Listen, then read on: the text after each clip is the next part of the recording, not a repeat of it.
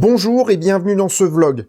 Aujourd'hui, je voulais vous parler des batteries, mais je ne pouvais pas vous faire un épisode complet pour des raisons de temps, mais également parce que le sujet est relativement simple à comprendre et il n'y a pas énormément de choses à en dire. Donc aujourd'hui, ce que je voulais faire, c'était pas décrier l'une ou l'autre technologie de batterie du futur, mais je voulais simplement vous expliquer comment fonctionne l'industrialisation d'un produit. Et je vous invite à venir nous retrouver à la fin de cette première dans un live sur la chaîne d'Inside. Vous allez trouver le lien vers le live dans la description de cette vidéo. Donc aujourd'hui, on parle de batteries du futur qui sont des mythes ou des réalités. Alors le but, c'est pas du tout d'aller prendre des technologies et dire ça c'est pourri, ça c'est bien, ça va arriver.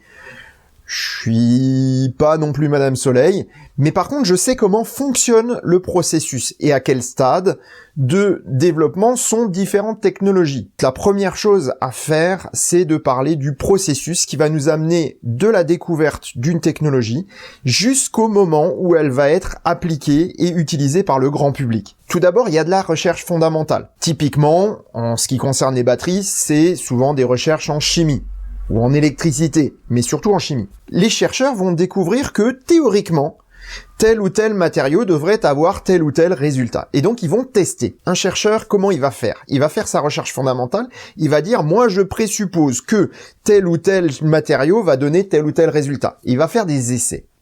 Et il va essayer d'arriver à un résultat qui fonctionne. Lorsque ce résultat fonctionne, il faudra qu'il soit reproductible. Ça va déjà prendre un certain temps.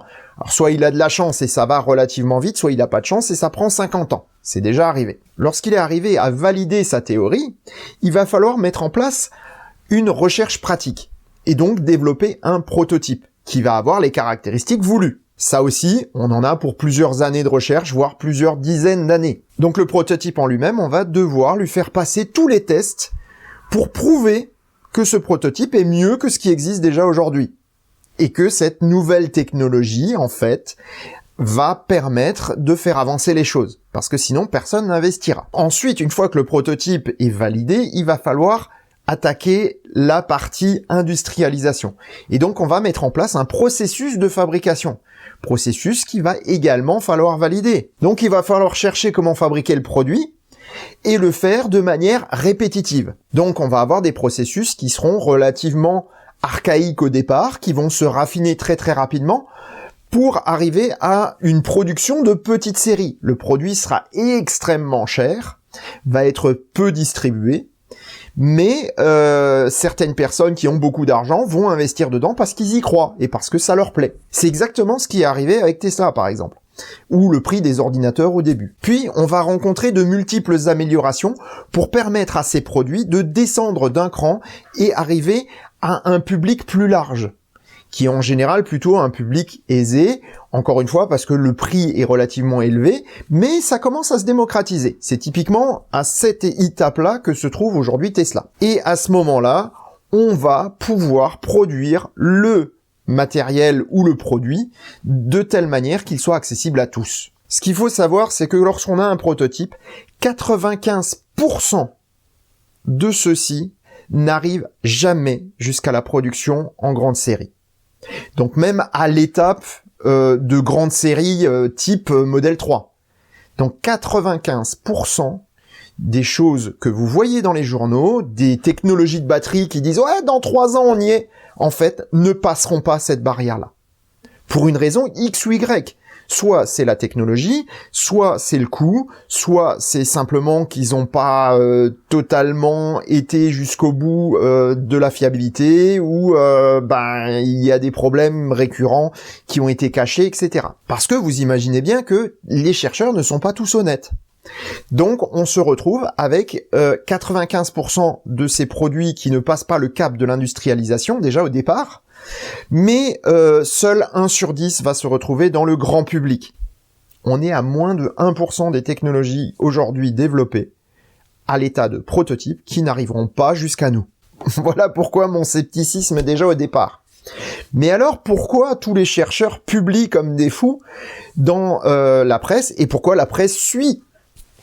C'est la deuxième chose. Pourquoi publier? Alors, la première chose dans les publications, c'est d'avoir de la visibilité.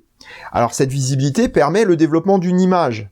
Alors soit elle permet de justifier auprès de ses actionnaires le travail réalisé, et donc on va forcément enjoliver la chose en disant ouais, dans 3 ans on va pouvoir avoir de l'argent.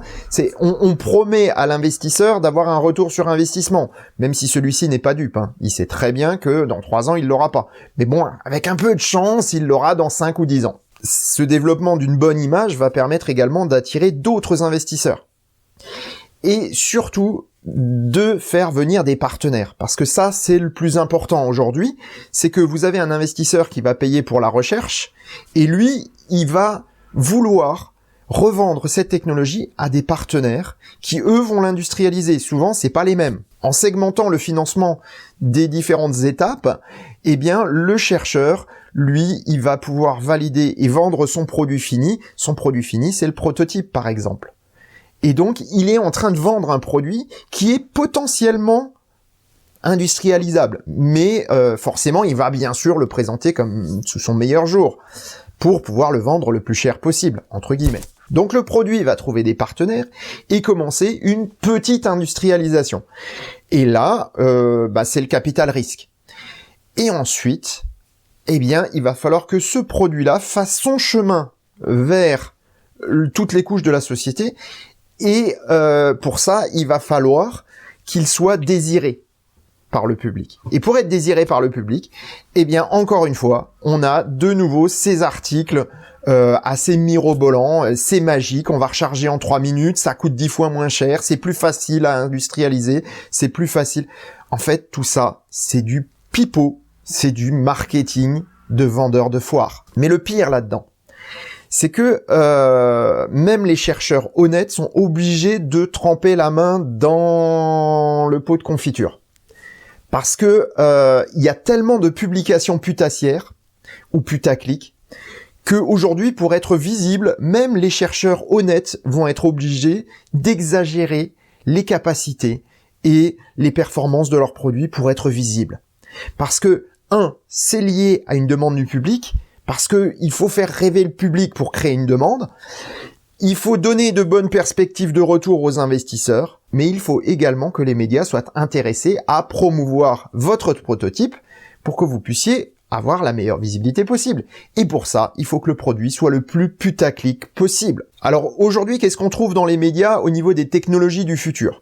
On a en fait 3 types de prototypes, 3 niveaux. Le premier niveau, c'est le niveau de la recherche fondamentale. C'est-à-dire qu'on a un prototype de prototype, c'est-à-dire qu'on a réussi à faire en sorte que le processus chimique se fasse bien, mais on n'a pas un produit fini, une batterie réelle. C'est quand on vous présente une poche fabriquée à la main, etc. C'est ça. C'est du pré-prototype. Ça permet de valider le concept. Et ça, c'est à peu près la moitié des publications que vous allez trouver. Donc les lithium-air, aluminium-air, etc. C'est ça. Le deuxième type, c'est la batterie qui est à l'état de prototype. C'est-à-dire qu'elle fonctionne. On a fait des petites séries pour pouvoir les mettre dans des voitures de test et on les a testées. Typiquement, ça, c'est la batterie au graphène. C'est solid state. Ce sont les produits, on va dire, au-delà de la technologie et de la chimie actuelle. Donc, et le dernier produit, c'est le produit qui est mis en production. Alors, c'est typiquement les batteries 4680 Roadrunner qui arrivent cette année. C'est également ce qu'ils appellent les batteries solid state en Chine, qui sont pas tout à fait les mêmes que celles qu'on a eues en présentation chez Volkswagen, puisque là on parle d'électrolyte solide, donc c'est un gel. Autrement dit, ils vont utiliser le terme de solid state pour vendre une batterie avec simplement un gel à la place d'un liquide au niveau de l'électrolyte. C'est tout. Est-ce que c'est mieux, est-ce que c'est moins bien ? J'en sais rien. Mais en tout cas, la vraie solid state, elle est en cours d'industrialisation. Elle a en gros une chance sur 2 d'arriver dans le monde réel. Pareil pour la graphène, elle a entre 20 et 30% de chances d'être industrialisée. Alors en dernier lieu, et ça c'est hors catégorie, c'est les élucubrations. Les élucubrations, c'est simplement quand un chercheur savant fou, découvre dans son garage la technologie magique. Donc il va vous inventer des batteries qui se rechargent tout seul, c'est la voiture qui produit l'électricité. Si, je vous rassure, je l'ai entendu et c'est franchement hallucinant. Voilà, c'est les gens qui vont chercher un générateur harmonique de Tesla ou les recherches sur les différents générateurs d'énergie du vide. Donc voilà. Et ces gens-là vont rajouter à la confusion du public, en plus des chercheurs parfaitement honnêtes, mais un peu exagérateurs, et des malhonnêtes. Et on arrive donc à une chose, c'est que aujourd'hui, vous avez moins de 1% de chance de voir une technologie qu'on vous présente comme révolutionnaire dans 3 ans d'arriver dans le grand public. Tous ces processus, vous imaginez bien que ça se fait pas en 3 semaines. Si vous voulez faire les processus en 3 ans, ça veut dire que, en gros, tous les 4-5 mois, vous allez devoir valider une étape. Ça veut dire que vous avez une chance de cocu. Ça veut dire que vous avez un pognon de dingue. Et ça veut dire, surtout, que vous n'avez aucun problème.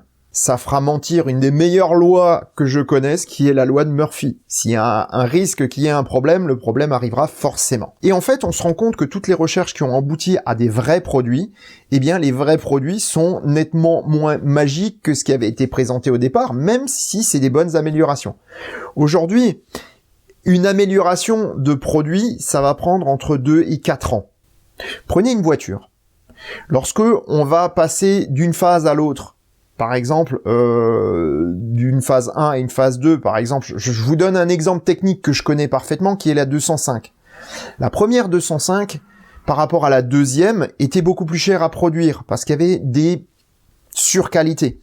Eh bien, pour améliorer ces surqualités, c'est-à-dire créer des produits qui sont moins chers, mais qui font tout à fait le job, comme par exemple la charnière du capot, qui comportait 3 pièces sur la deuxième version et 17 dans la première version, eh bien, il a fallu des années de recherche. Parce qu'il a fallu industrialiser, rechercher, réfléchir, etc.